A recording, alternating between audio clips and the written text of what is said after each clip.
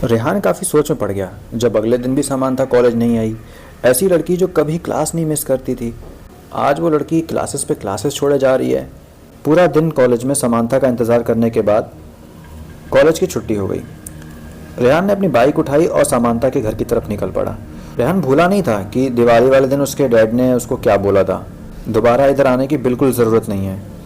लेकिन ये सारी बातें आज उतनी मायने नहीं रखती थी जितनी इम्पोर्टेंट आज समांथा थी। अगर आप सच में किसी के दोस्त हो तो आप उनका ख्याल रखना चाहते हो, आप उनको खुश देखना चाहते हो। आज रेहान की भी वही कंडीशन थी। उसे आज कोई भी इंस्ट्रक्शंस नहीं रोक सकते थे। सीधा उसने अपनी बाइक उठाई और समांथा के घर की तरफ निकल पड़ा। उस दिन हुआ भी कुछ ऐसा था कि समांथा के परिवार वाले कहीं बाहर गए हुए थे और वो घर पे अकेली थी। रेहान उसके घर पे पहुंचा और डोरबेल बजाई। उसने देखा कि समांथा ने दरवाज़ा खोला है। उसने पूछा कि अंदर नहीं बुलाओगी। समांथा ने अनमने ढंग से अंदर आने के लिए बोल दिया कि ठीक है आ जाओ। रेहान की एक ही कोशिश थी कि किसी भी तरह से वो ये चीज़ जान ले ना कि हुआ क्या है, एक्चुअली चल क्या रहा है, क्यों समांथा ऐसी अजीब हरकतें कर रही है। दोनों 2 मिनट तो ऐसे बैठ रहे जैसे उन दोनों को एक दूसरे से बात करने के लिए कोई शब्द ही नहीं मिल रहे। फिर इसके बाद समांथा ने उससे पूछा कि चाय लोगे या कॉफ़ी, जबकि समांथा को अच्छी तरह से पता है कि रेहान चाय पीता है, वो कॉफ़ी नहीं पीता। लेकिन समांथा कुछ ऐसे बिहेव कर रही थी जैसे उसको कुछ याद नहीं है। अब रेहान वहाँ पे चाय या कॉफ़ी पीने तो गया नहीं था। उसने अनमने ढंग से बोल दिया कि पानी ले आओ। समांथा पानी लेने के लिए किचन की तरफ बढ़ी तो उससे पहले उसने उसको रोका। समांथा, पहले मुझे वो बताओ जो मैं जानने यहाँ आया हूँ, तुमको हुआ क्या है, तुम क्यों इतनी अजीब हरकतें कर रही हो और तुम क्लासेस भी नहीं आ रही हो। समांथा ने उसकी बात को अनसुना कर दिया और किचन की तरफ निकल गई। उस दिन समांथा का चेहरा भी बहुत अजीब था। आंखें उसकी लाल थीं, उसकी आवाज़ भी कपकपा रही थी जैसे कई दिनों से बीमार पड़ी हो। समांथा रेहान की बातों को इग्नोर करके किचन में चली गई।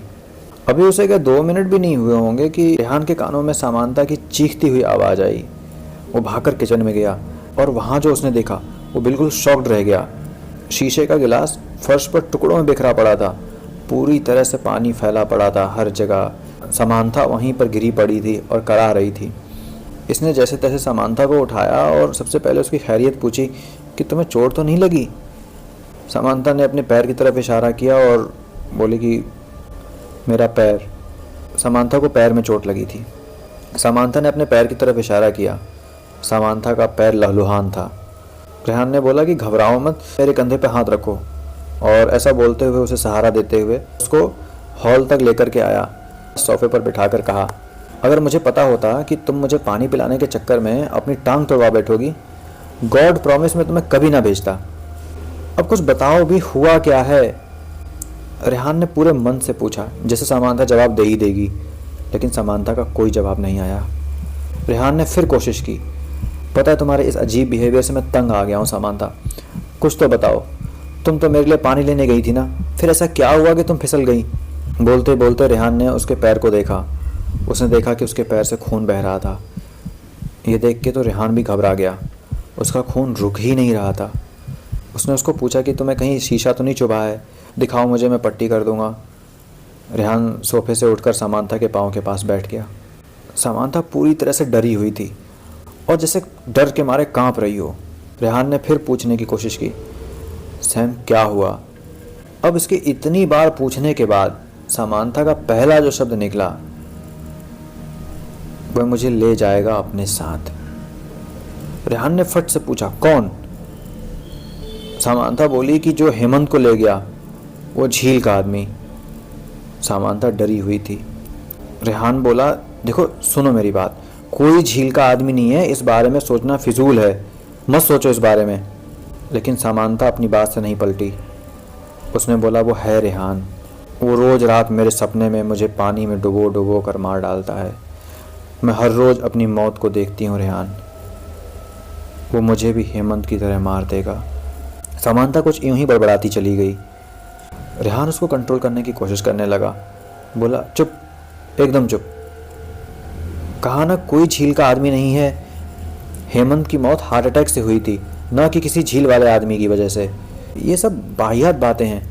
तुम ये सब बातें इसलिए कर रही हो समांथा क्योंकि तुम्हें पानी से डर लगता है। समांथा ने उसको कुछ बताना चाहा। रेहान, बिलीव मी, वो किचन में। उसके बोलने से पहले ही रेहान ने उसको रोक दिया। सैम, हम ये बातें बाद में भी कर सकते हैं, फ़िलहाल जो चीज़ ज़्यादा ज़रूरी है वो है तुम्हारी चोट पे मरहम लगाना। मुझे बताओ फर्स्ट एड का बॉक्स कहाँ रखा है, मैं पट्टी कर दूंगा। और इतना बोलकर रेहान फर्स्ट एड लेने के लिए चला गया। समांथा ने उसको रोकते हुए कहा, रेहान मेरी बात सुनो, शायद ऐसा मौका फिर ना मिले, मेरी बात सुनो। नवरात्रि के दिन हेमंत ने जो किया वो उसने खुद नहीं बल्कि उससे करवाया गया था, और अब मेरे साथ भी कुछ ऐसा ही हो रहा है। मैं क्या करती हूँ क्या नहीं वो मुझे खुद नहीं पता होता। ऐसा लगता है कि जैसे मैं नहीं हूँ बल्कि कोई और हूँ। और उस रात, ओ माय गॉड रेहान, वो आ गया। समांथा अचानक चिल्लाने लगी। समांथा की नज़र रेहान के जस्ट पीछे थी। उसके चेहरे का रंग उड़ा हुआ था, उसकी आंखों में डर के मारे आंसू आ रखे थे। उसने रेहान का हाथ पकड़ लिया और बोलने लगी, रेहान तुम चले जाओ यहाँ से, भाग जाओ। रेहान को कुछ समझ नहीं आ रहा था कि वो क्या करे। उसने मुड़ के पूछा, पर क्यों? उसने उस तरफ पीछे देखा जहाँ समांथा अपनी निगाहें गड़ाए बैठी थी, पर वहाँ तो कोई नहीं था। पर समांथा अभी भी डरी हुई थी और बड़बड़ा रही थी कि तुम जाओ, वो आ गया। रेहान जानना चाहता था आखिर वो बात किसकी कर रही है, कौन आ गया? कोई भी तो नहीं है। इससे पहले कि रेहान उससे कुछ और पूछता, अचानक उसका गला किसी ने जकड़ लिया और वो फर्श पे गिर गया। उस अजीब सी ताकत की पकड़ इतनी मजबूत थी कि रेहान को अपना दम निकलता हुआ महसूस हुआ। उसने हिलने की कोशिश की, पर जैसे उसके पूरे शरीर को लकवा मार गया हो, वो हिल तक नहीं पाया। उसे अपनी मौत लगभग नजर आ गई थी। उसे लगा कि अब वो मर ही जाएगा। रेहान के साथ ये सब होता देख समांथा ने टेबल पर रखे एक पेन होल्डर से पेन निकाल के अपने हाथ पे इस तरह चुभोया कि खून निकल आया। और जैसे ही उस खून की धारा ने फर्श को छुआ, रेहान ने महसूस किया कि अब उसका शरीर सामान्य हो गया है। वो अब भी काफ़ी घबराया हुआ था और खुद को संभालते हुए समांथा के पास आया। और इस वक्त ना उसे अपने गले की चिंता नहीं थी। वो देख रहा था कि समांथा के हाथ से खून बह रहा है। उसने समांथा से पूछा कि तुमने अपने आप को घायल क्यों किया? लेकिन तभी एक अजीब सी चीज़ उसने नोटिस करी। समांथा ने अपने हाथ में पेन चुभोकर वही निशान बनाया था जो निशान दिवाली की रात उन सब ने समांथा की बाहों पर देखा था। रेहान ने समांथा से पूछा, ये निशान कैसा है? समांथा ने उसे रोकते हुए बोला, कुछ मत पूछो, चले जाओ यहाँ से रेहान, यहाँ से चले जाओ और दोबारा कभी मत आना। रेहान यूँ कैसे मानने वाला था। उसने बोला, नहीं समांथा, मैं तुम्हें छोड़ के नहीं जाऊँगा। तुम्हारे जख्म से कितना खून बह रहा है और मैं तुमको ऐसे छोड़ के नहीं जा सकता। समांथा ने उसे समझाने की कोशिश की, यहाँ अभी जो कुछ सेकंड पहले हुआ भूल गए क्या तुम? वो तुम्हें मार देता। रेहान जाओ यहाँ से, तुम्हें मेरी कसम प्लीज़। समांथा रेहान को जाने की मिन्नतें करती रही। आखिरकार रेहान भी कोशिश कर कर के थक ही गया था। समांथा कुछ बताने को तैयार ही नहीं थी। फाइनली रेहान ने भी बोला, ठीक है मैं जा रहा हूँ, अपना ख्याल रखना। वो समझ गया था कि समांथा अब वहाँ उसे एक पल भी नहीं रुकने देगी। समांथा तो बचपन से ही ज़िद्दी है, इसलिए कुछ सोचकर वो वहाँ से चला गया। घर के बाहर आते ही उसने समांथा की माँ सौम्या सहगल को फ़ोन लगाया और समांथा के चोटिल होने की सारी बात बता दी। वो जानता था इससे वो परेशान हो जाएंगे, लेकिन वो ये भी जानता था कि अपने सारे कामों को छोड़कर वो लोग समांथा के पास जल्दी आ जाएंगे। आज जो भी उसके साथ हुआ उसने उसे पूरी तरह हिला के रख दिया था। उसे समझ नहीं आ रहा था कि उसके साथ जो हुआ वो क्या था। अगर उसने ये बातें सुनी होती तो अफवाह भी मान लेता, लेकिन अपने साथ जब गुजरी तो उस घटना को कैसे झुठला सकता है। अब तो सच में लगने लगा था कि सच में कोई झील का आदमी है। सवालों पर सवाल अपना सर उठा रहे थे, पर इन सवालों का कोई जवाब नहीं था रेहान के पास। सोच विचार से घिरा रेहान अपनी बाइक से अपनी घर की ओर चल पड़ा। कहानी अभी पूरी नहीं हुई है। कैसी लग रही है आपको ये कहानी?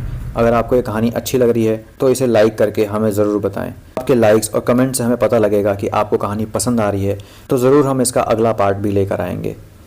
तब तक के लिए आप अपना और अपनों का ख्याल रखिए।